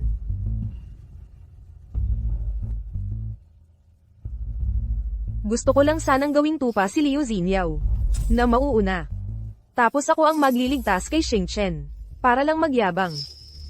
Pinsan ni Boss Lu si Zhao Sisi. Ano nang kinalaman nang sinabi niya sa'yo? Seryoso ka bang nagpapanggap na miyembro ka ng pamilya Lu? Zhao Sisi. Sabihin mo. Talaga bang miyembro ako ng pamilya Lu o hindi? MS, Lin. Walang saysay ang pananakot mo sa akin. Ang totoo.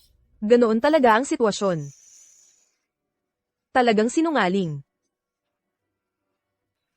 Kubarin ninyo ang mga peke niyang suot. Alisin ninyo. Huwag ninyong dumisan ang paningin ng aming Boss Lu.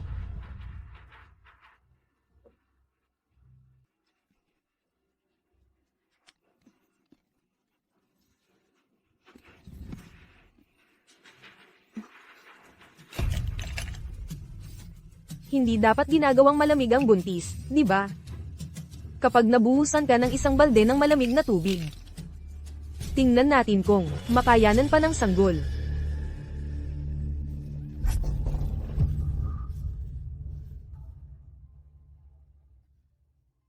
Anong ginagawa ninyo?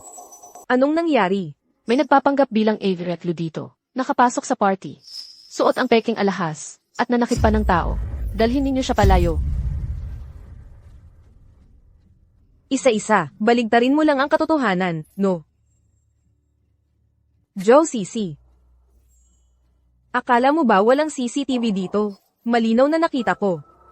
Ikaw ang sinadyang sumabit sa waiter. At ikaw ang nagbuhos ng malamig na tubig sa akin.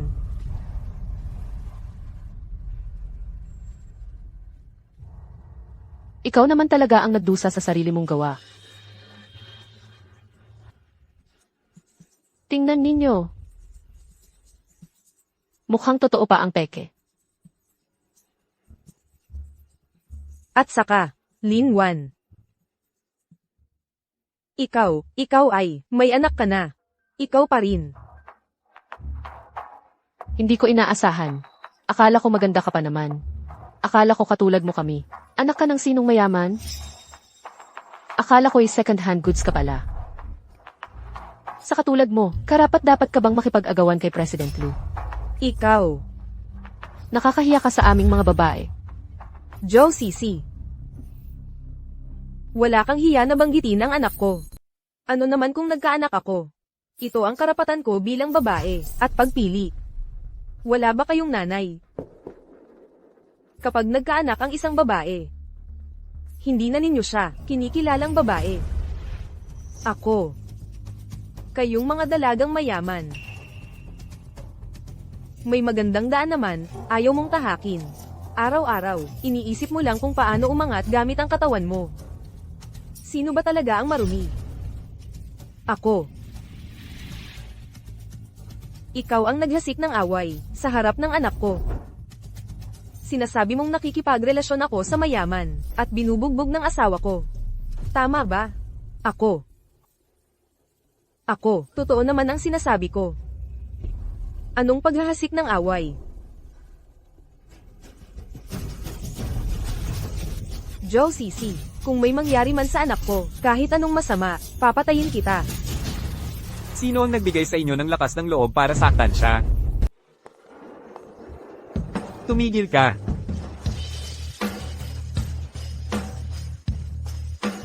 Xing Chen, tingnan mo siya.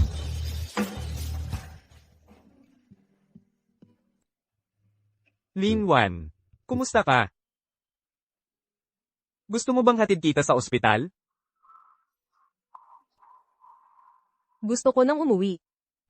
Mamaya, pwede ba? Sige. Mamaya, papuntahin ko ang family doctor para magpatingin sa'yo. Huwag munang magsalita. Yung kwintas. Ninakaw ni Liu Zinyaw. Boss Lu, isang impostor siya. Mga peking alahas ang suot niya, nagpapanggap bilang asawa mo. Walang hiya ka. Siya po ang asawa ni Boss Lo, si Lin Wan. Tapos na ang pamilya Leo ngayong araw. Paano nangyari ito? Boss Lu, Ito, malaking pagkakamali lang ito lahat. Ang pamilya Leo ay tatanggalin sa samahan ng mga negosyante. Ang Lu Corporation ay permanenteng titigil sa pakikipagtulungan. Opo, huwag po kayong mag-alala, Boss Lu. Isasagawa ko po agad. Dalhin siya. Boss Lu, pakiusap, patawarin niyo ang pamilya Liu. Ako ang nagkamali. Si Zhao Sisi ang... Boss Lu, Xing Chen. Huwag kang magkamali. Hindi ko rin alam na si Liu Zinyaw ay magiging ganoon kalala. Zhao Sisi. Sa harap ng anak ni Lin Wan, nanggugulo ka. Ngayon naman, sinisiraan mo siya ng malisyoso. Kumakalat ka ng chismis tungkol kay Lin Wan. Gusto mo bang umalis sa pamilya Lo? Zhao Sisi.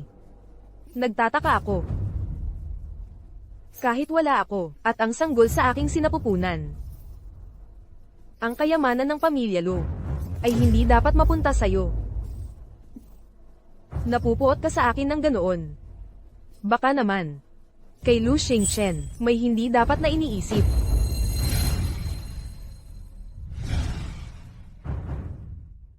Lin Wan, ikaw. Zhao Sisi. Talaga bang akala mo ay nakatago ng mabuti? Ayaw kong sirain ka. Isinasaalang-alang lang. Lahat sila ay mula sa pamilya Lo. Dahil gusto mo ito ng sobra, isang sagot, kaya malinaw kong sasabihin sa'yo. Nararamdaman ko lang.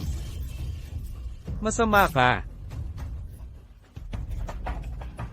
Mula ngayon, sa kamay ni Zhao Sisi, ang equity ng pondo ng pamilya Lo, at mga karapatan sa pamamahala. Lahat ibibigay sa aking asawa. Lin Wan.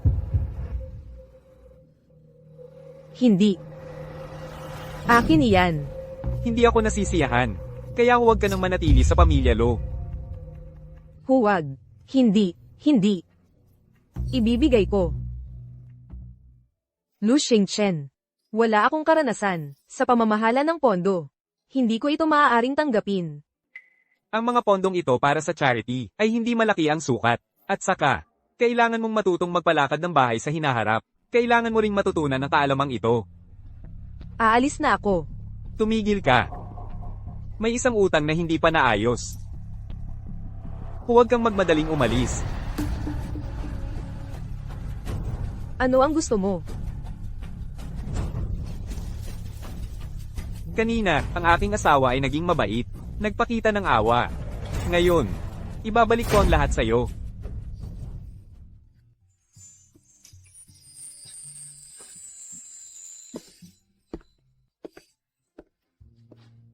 Lin Wan. Hindi kita palalampasin. kasalanan ko ito, Lola. Kung kasama kita, hindi ka sana naapi. Lola. Okay lang talaga ako. Sabi ng doktor, kahit na na-stress at nilamag ako. Ayos naman ang sanggol. Nagbigay na rin ng gamot. Magpahinga lang ako ng 2 araw. Magpahinga ka ng mabuti. Ang pamilya namin, may minanang resepe sa panggagamot sa pamamagitan ng pagkain. Lutuan kita ng sabaw, Lola.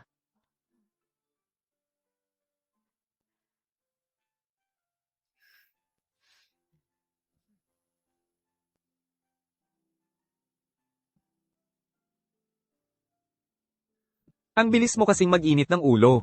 Sa harap ng maraming tao. Nakipag-away ka. Pasensya na. Hindi ko dapat ginawa yun sa handaan. Nakakahiya sa pamilya ninyo. Hindi ko napigilan ang sarili ko. Kailan ko ba sinabing nakakahiya ka? May mga bodyguard ka naman, sa labas. Hindi mo na kailangang gumawa ng sarili mo. Bukod sa bata, ang pagiging mainitan ng ulo mo. Hindi maganda. Sa katawan mo. Nag-aalala ka. Ba sa akin? Siyempre hindi. Hindi ko lang maintindihan. Bakit saan ka man pumunta, may umapi sa'yo. Tama. Ang pag-aasawa naming ito, paano magkakaroon ng magandang resulta? Pero ngayon, bakit ang sakit na nararamdaman ko?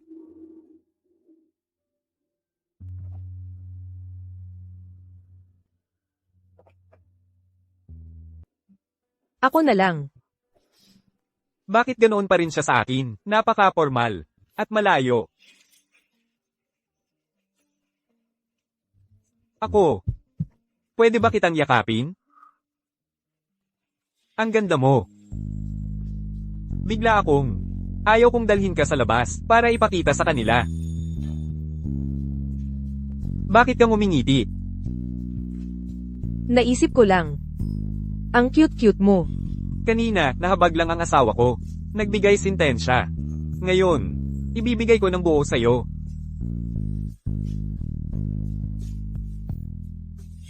Sandali.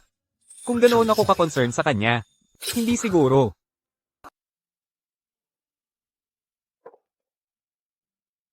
Joe Sisi. Okay lang ba? May oras ka pang mag-isip tungkol sa kanya.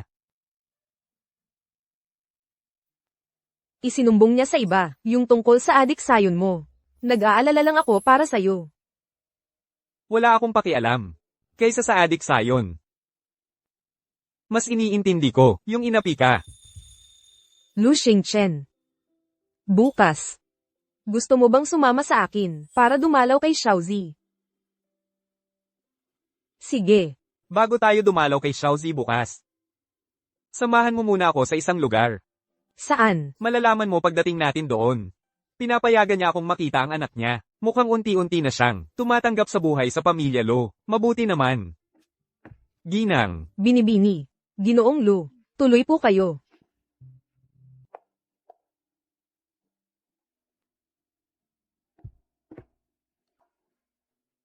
Bibilhin ko ito para sa bata. Ano sa tingin mo? Hindi pa nga ipinapanganak ang bata. Kapag lumaki na siya, at kaya nang maglaro ng ganitong laruan. Hindi na ito uso noon. Hindi naman para sa kanya ito. Para ito, sa isa ko pang anak. Mayroon ka pang. Si Xiaozi ang anak mo. Siyempre, anak ko rin siya. Talagang wala siyang pakialam sa pag-iral ni Xiaozi. Ngayon ang unang araw para makita ang anak ko. Kailangan kong magpakita ng magandang asal. Hindi ba't ngayon tayo pupunta para bisitahin siya? Maraming doktor at nurse sa ospital. Kung pupunta ako roon ng walang daladala. Iisipin ng iba na ang presidente ng Lo Corporation na ito ay napakakuripot. Para pala sa paningin ng iba ang ginagawa mo. Sana sinabi mo na para kay Xiaozi ang bibilhin. Paborito ni Xiaozi ang Lego. Bumili ka ng kahit anong katulad nito. Napakaganda ng panlasa ni Everett Lu. Pinakamabenta ang theme set na ito ng Lego. Ang presyo ay 250,000 piso. Ito, hindi na kailangang bumili ng ganoong kamahal. Credit card. Lu Xingchen.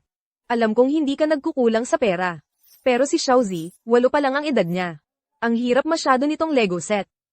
Hindi niya kayang laruin yan. Kung hindi niya kayang laruin, saka ko siya matuturuan, ganito, para lalong magaling ako. Binibini. Napakabuti naman ni Elu sa inyo at sa bata. Nakakaiinggit talaga.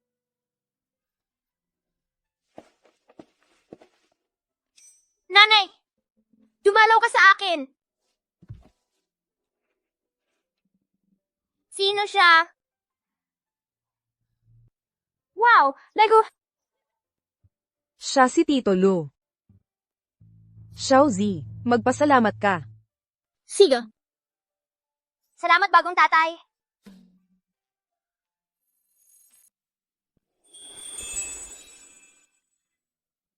Xiaozi. Hindi mo siyang dapat tawaging ganyan. Ito si Uncle Lu. Miss Lin, pakisama mo ako at pumirma ka rito.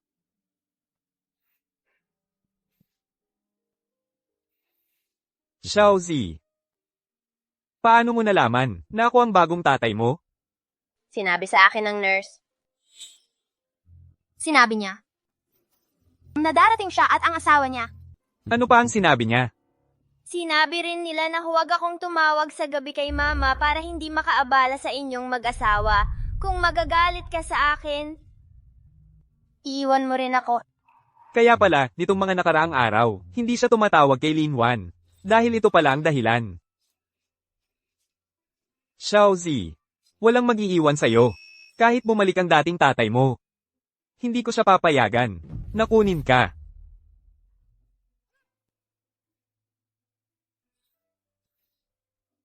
Bagong tatay, hindi ko mabuksan. Tutulungan kita. Marunong ka bang magbuo ng Lego?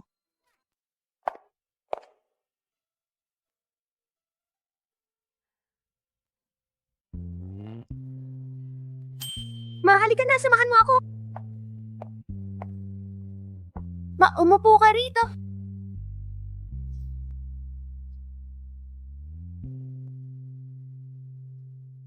Dito.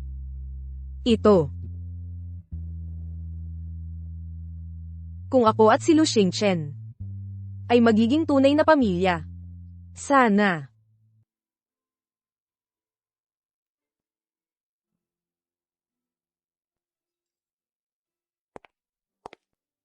By Guanjia. Lu Xingchen, bakit hindi siya bumaba para kumain? Sabi ng binata, wala siyang gana ngayon. Inaanyayahan ko sana ang pastry chef. Para gumawa ng mga paborito niyang pastry. Huwag na, huwag kang mag-abala. Ako na ang gagawa.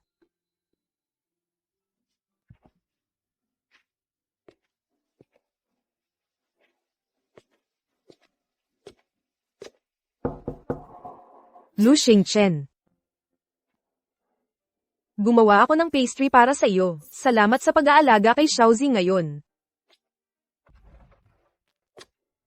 Lu Xingchen.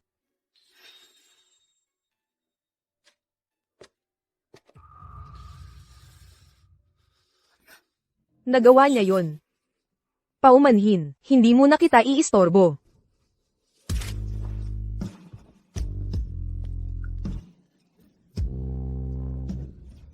Naging kampante ako.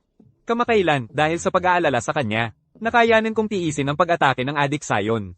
Ngayong nakaka-relax na ako. Hindi ko na mapigilan.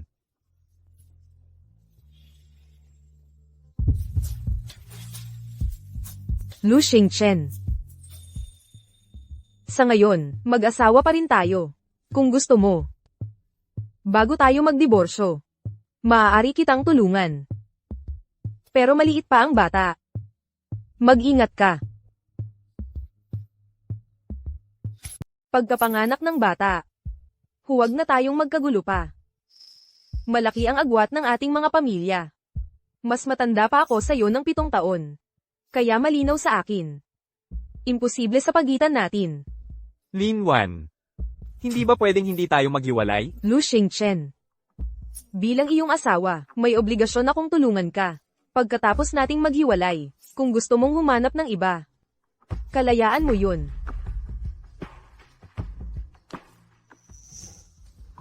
Hindi yun ang ibig kong sabihin. Hindi ako basta-basta lang sa kahit sino. Ikaw lang ang nakakalapit sa akin. Ikaw lang ang pwede. Hindi pwede ang iba. Kaya, ginagamit mo lang ako bilang gamot, bilang kasangkapan para sa iyong kalibugan.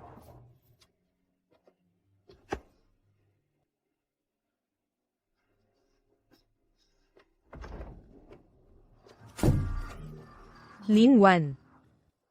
Ano ba ang ikinagagalit mo? Hindi ba't napagkasunduan nating hindi magmahal?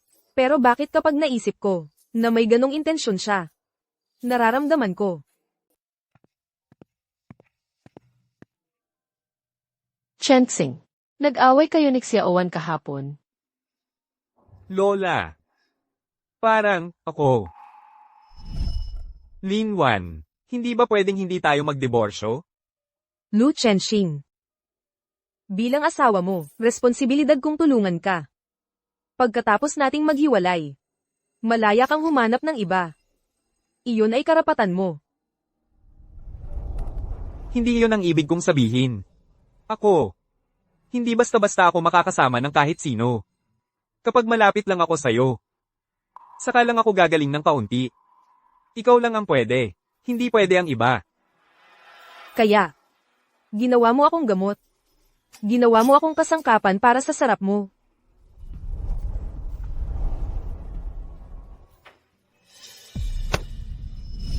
Ano? Paano mo nasabi? Ang napakasamang salitang yan. Talagang iisipin ni Xiaowan na ginagamit mo lang siya. Hindi iyon ang ibig kong sabihin. Ang gusto kong sabihin, ako at ang bata, kailangan na kailangan namin siya. Gusto kong manatili siya. Kaya pala kaninang umaga, malungkot siyang pumunta sa ospital. Alam kong may mali. Xingchen, sabihin mo ng totoo sa lola mo. Gusto mo ba talaga si Xiaowan?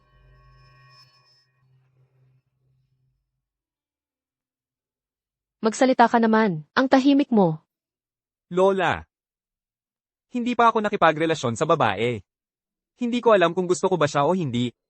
Pero, ikaw ba yung babae nung gabing yon? Pwede sana niyang gamitin ang bata para ipilit ako. Pero gusto niyang umasa sa sarili niya. Hindi ko alam kung matatag siya. O tanga.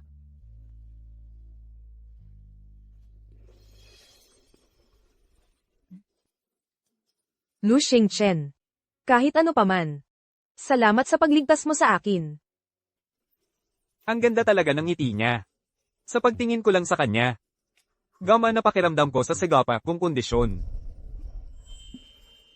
Maging aso man. Masaya rin pala. Hindi dahil sa sigapa kung kondisyon. Kaya ako kasama niya. Gusto ko siyang protektahan. Pati ang anak niya. Gusto kong mamuhay ng maayos kasama siya. 7 taon siyang mas matanda sa akin. Pero wala akong pakialam. Iyon na iyon. Ang bagal mo talaga. Kaya ka walang asawa. Dali, pumunta ka at magpaliwanag sa kanya. Ganito pala. Ang pakiramdam kapag may gusto ka sa isang tao. Hindi ko siya pwedeng mawala.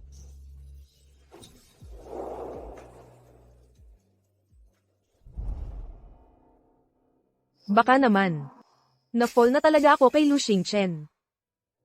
Pero sa pagitan namin, may nakaharang na nakaraang kasal. At malaking agwat sa estado ng buhay.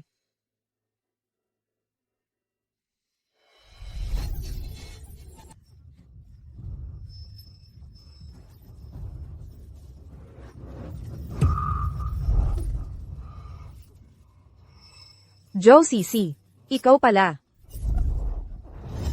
Huwag kang magmadali. Ipakikita ko sa'yo kung paano ko mabawi si Xingchen. Sisi, hindi kaya tayo. Anong ikinatatakot mo? Basta mawala ang batang ito, mawala siya. Ang posisyon bilang biyenan sa pamilya Lo ay mapapasa akin. Kung ayaw mong palayasin sa pamilya Lo, makinig ka sa akin. Bilisin mo.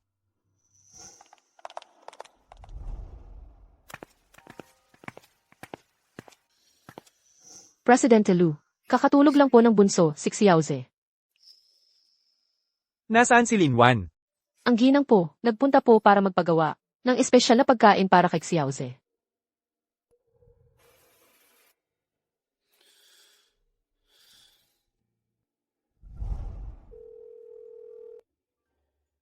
Bakit hindi sumasagot sa tawag?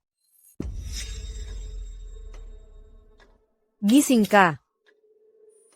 Gising.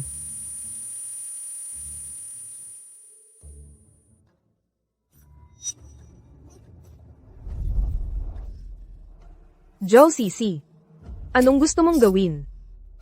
Linwan. Nagpapanggap ka pa. Ikaw ang nagtulak sa akin na maging ganito.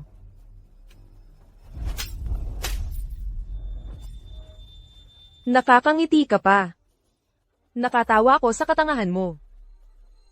Habang ginagamit mo ang mga mababang paraang ito, lalo lang hindi ka papansinin ni Lu Xingchen. Gumamit ka lang ng ibang paraan para magdalang tao ka sa kanya. Anong karapatan mong husgahan ako? Tama ako, di ba? Kung wala ka, at ang sanggol sa tiyan mo, hindi ako gaganyanin ni Xingchen. Kahit wala ako, ikaw at si Lu Xingchen, ay wala talagang pag-asa. Tumahimik ka. Gusto kong makita. Mayroon pa bang sino makapagligtas sa iyo at sa anak mo?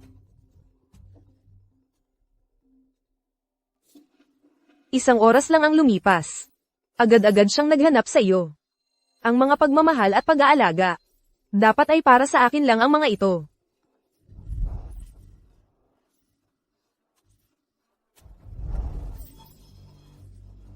Ngayon, gusto kong baguhin ang paraan ng paglaro. Para si Lu Xingchen mismo ay... Ano ang gusto mong gawin? Gusto kong siya. Para sa iyo. Kusang loob na lalapit sa akin.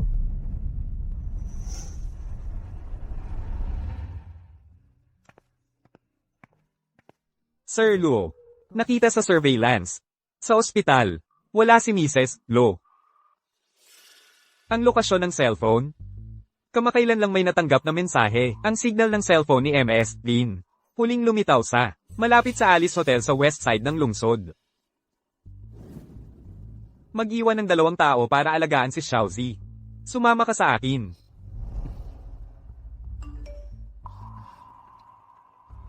Xingchen. Nasa Alice Hotel, room 303 ako. May mga bagay na gusto kong sabihin sa iyo ng personal. Mag-isa kang pumunta. Zhao Sisi. Akala mo makakalusot ka sa akin. Sir Luo. Gusto mo pa ring pumunta mismo? Kahit na ito ay bundok ng mga kutsilyo at dagat ng apoy, pupunta pa rin ako. MS, Lin, hindi dapat may mangyari sa kanya.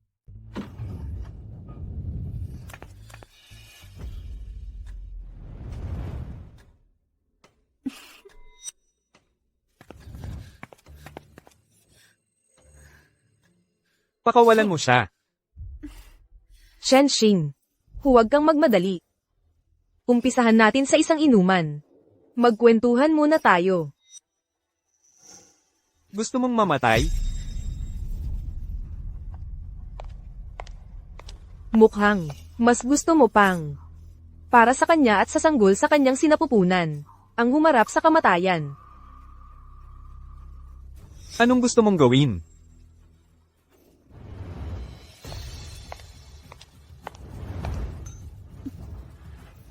Iinom ka ba? Nasa'yo yan.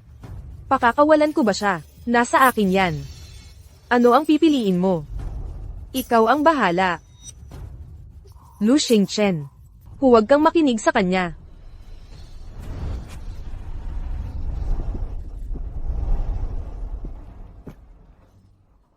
Talaga, nag-aalala ka pa rin sa kanya. Dahil lang sa siya ay nagdadalang tao, ng iyong anak.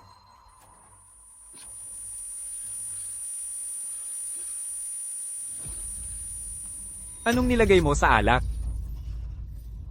Mga bagay na nakakapagpasaya. Lu Xingchen. Gusto kita. Kapag ikaw ay sumama sa akin, palayain ko siya agad.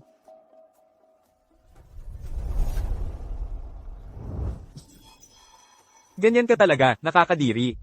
Gusto mo talagang gamitin ang ganitong paraan para makakuha ng lalaki. Oo. Para sa iyo. Naging ganito ako. Hindi mo ba ako kayang mahalin kahit saglit?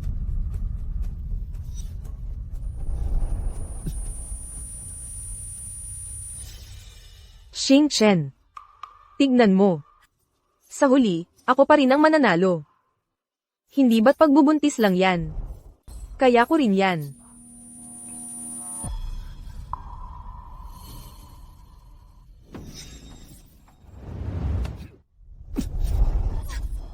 Hindi basta-basta ang pwedeng magkaanak para sa akin. Ikaw. Hindi ka naapektuhan. Sabi ko na nga ba? Ang pangit ng paraan mo. Akala mo ba pumunta ako rito nang walang kahandaan?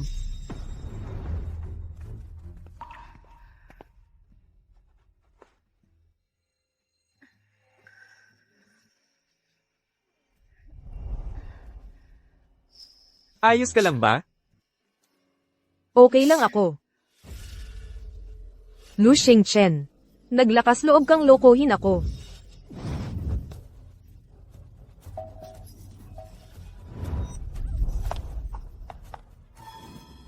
Akala mo ba talagang hindi kita kayang gawa ng masama? Lu Xingchen. Mahal kita, 20 taon na. Noong bata pa ako, isinumpa ko. Napakakasalan kita. Sino ba si Lin Wan? Anong karapatan niya para pakasalan ka? Tinatanong mo kung anong karapatan niya. Dahil siya si Linwan. Dahil siya ang tanging asawa ko, si Lu Xingchen. Ang ina ng aking anak. Ang tanging tao na kinikilala ko sa buhay kong ito. At ikaw? Isa ka lang sa mga inalagaan ng pamilya namin. Isang walang utang na loob. Asukal na asong kumagat sa nagpalaki sa'yo. Lu Xingchen. Lu Xingchen. Hindi kita patatawarin. Kahit maging multo ako, hindi kita patatawarin. Tama na, Zhao Sisi. Zhao Sisi. Nasa bingit ka na ng kamatayan, at hindi ka pa rin nagsisisi. Kiao Rui. Dalhin mo si Zhao Sisi sa mental hospital. Hanapin ang pinakamagaling na doktor para bantayan siya. Gusto kong habang buhay siyang manatili roon at magmuni-muni. Tungkol naman kay Qin Yakshu. Xingchen. Naniwala lang ako sa mga sinabi ni Zhao Sisi. Kaya ko ginawa iyon. Alam kong nagkamali ako. Iuwi mo siya sa lumang bahay sa probinsya. Kung wala akong pahintulot, huwag siyang muling lalapit sa Jinghai.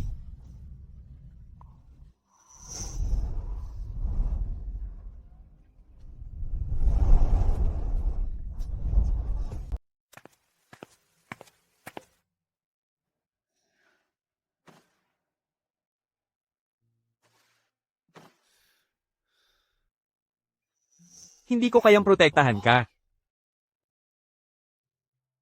Hindi. Ikaw ang nagligtas sa akin. Dapat ako ang magpasalamat sa iyo.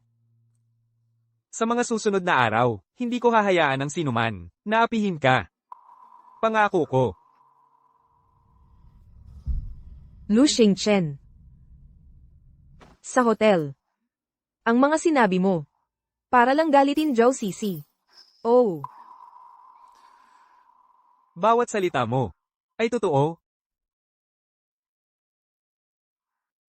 Lu Xingchen. Inaamin ko. Natakot ako ngayon. Natakot ako para sa anak. Mas natakot ako na talagang magkasama kayo. Lin Wan.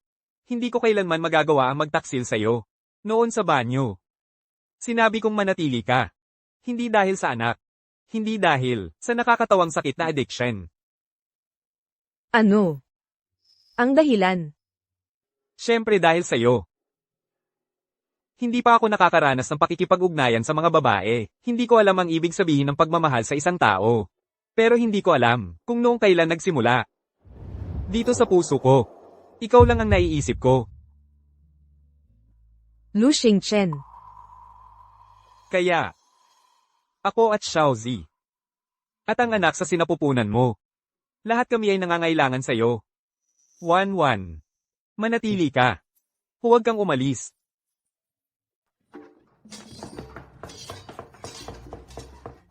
Ano nang ingay yon? Xingchen, parang sinabog mo ang kusina. Lola, malapit na ang due date ni Mrs. Gusto ni Boss Lu na bigyan si Mrs. ng masustansyang pagkain bago manganak. Ikaw talaga. Simula ng bata ka, kailan ka pa nagluto? Puro kagulo. Lola, gusto ko lang magluto para kay Xiaowan. Maganda ang intensyon mo. Pero yung luto mo, hindi ko ipapakain kay Xiaowan yan. Akin na yan. Ako na ang bahala. Tingnan mo na lang kung paano. Lola, tutulungan kitang maghiwa.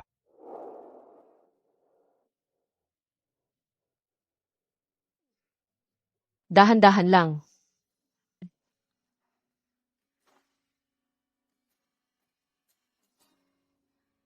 Lola, bakit ang daming ulam ngayon?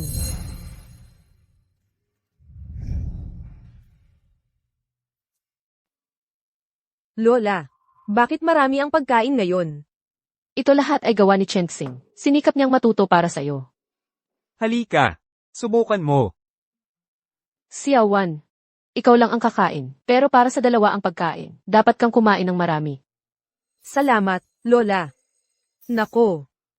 Paano kung makakain ng ganito karami? Kumain ka ng gusto mo. Ang hindi mo gusto, ibibigay mo sa akin.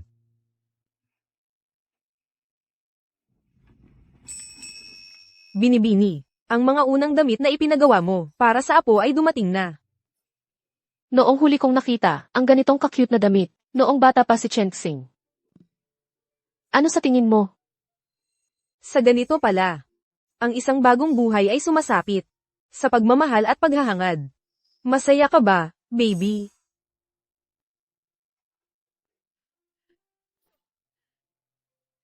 Xiaowan. Halika, tingnan mo.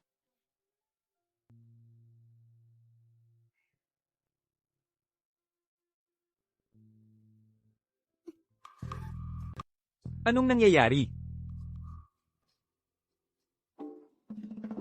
Gusto na nitong maliit na biyaya na magsuot ng bagong damit. Hindi na makapaghintay. Bilisan mo, dalhin mo siya sa ospital. Kukunin ko ang hospital bag. Xiaowan. Ano ang dapat kong gawin ngayon? Pwede ba kitang hawakan? Huwag kang mag-alala. Karga mo na ako. Punta na tayo sa ospital. By Guanjia. Ihanda ang kotse, pupunta tayo sa ospital. Xingchen A, pwede ka bang umupo? Kung magpapatuloy kang magpagulo-gulo dyan, mahihilo na ako sa'yo. Dapat hindi ako nakinig sa doktor. Dapat pumasok ako. Para samahan siya. Nakita ng doktor na nanginginig ka at maputla. Mukha kang napakaputla. Natatakot siyang baka mahilo ka sa loob, kaya hindi kanya pinapasok.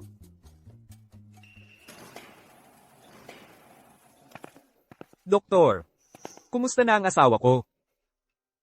Ligtas silang mag-ina. Isang magandang baby girl ang ipinanganak. Tingnan mo. Ang ganda ng itsura. Ang ganda ng mga mata. Kamukhang kamukha mo no ng bata ka. Na, kamukha talaga ni Boss Lu.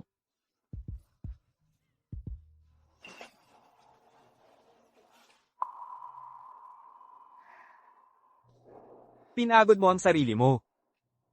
Xiaowan, tingnan mo. Ito ang ating maliit na prinsesa. Tingnan mo. Ang cute ng ilong at bibig. Sa hinaharap, siguradong magiging katulad mo. Isang tunay na magandang babae. Ang dugo sa pusod. Huwag kang mag-alala. Agad na kumuha ang doktor ng dugo mula sa pusod. Inihanda ko na ang pinakamahusay na team ng mga eksperto. Agad na gagawin ang tawagmang operasyon para kay Xiaozi. Salamat. Ako ang dapat magpasalamat sa iyo. Salamat sa iyo. Salamat sa pagbibigay mo ng kumpletong pamilya sa akin.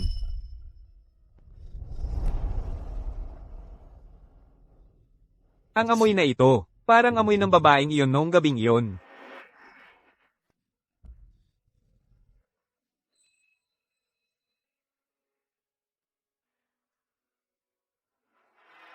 Ang bango niya. Sa palagay ko, ang aktibidad ng pag-iisip ay nakadepende kung ang isang tao ay patuloy na nag-aaral at nag-iisip. Ayon sa logic ninyo, lahat ng empleyado sa kumpanyang lampas sa edad na 32, dapat bang tanggalin sa trabaho? Malinaw ang logic, hindi nag-ulo sa harapan. Parang hindi naman isang babaeng umaasa sa lalaki para umasenso. Tulungan nyo ang anak ko.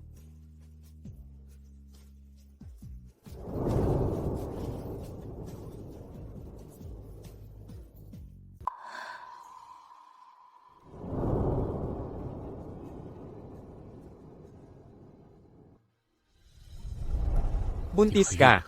Kailangan ng pera. Bakit hindi mo ako pagbantaan? Pamilyar na amoy. Kahit na ngayon, wala pang anumang ebidensya. Pero ang lahat ng palatandaan ay nagpapatunay. Siya ang babae nung gabing iyon. Ginoong Lu, kahit mahirap lang ako, may konsensya pa rin akong tao. Sinabi mo ngang pananakot iyon. Hindi ba't illegal iyon? Wala akong pakialam. Kumpara sa adik sayon, mas importante sa akin na naapi ka. Lu Xingchen. Bukas. Gusto mo bang sumama sa akin para bisitahin si Xiaozi? Sige. Ma, halika na, maglaro tayo. Ma, umupo ka dito. Siyempre, dahil sa'yo. Hindi pa ako nakakarelasyon ng babae. Hindi ko alam kung paano magmahal. Pero hindi ko alam kung kailan nagsimula. Na dito sa puso ko, ikaw na lang ang kasya. Lu Xingchen. Kaya, ako, si Xiaozi. At ang sanggol sa tiyan mo. Lahat kami ay nangangailangan sa'yo. 1-1. Manatili ka. Huwag kang umalis.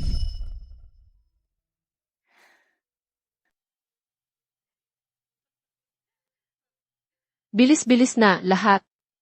Ngayon ay ang aking panganay na apo, ang araw ng kanyang paggaling mula sa operasyon, at opisyal na pag-uwi.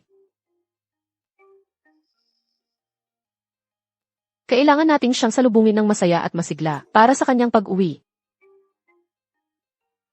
Binibining Lo. Ginoong Lo at ang kanyang asawa, nakauwi na sila. Mabuti naman, napakaganda.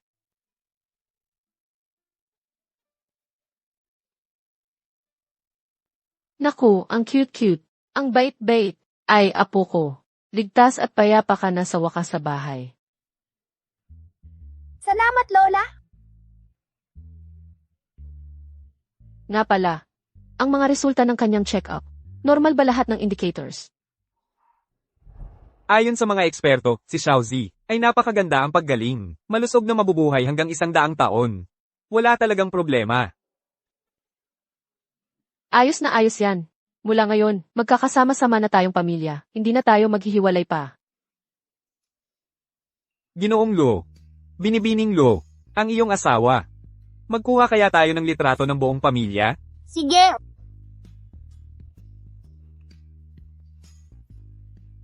Tingnan ang lens. Cheese.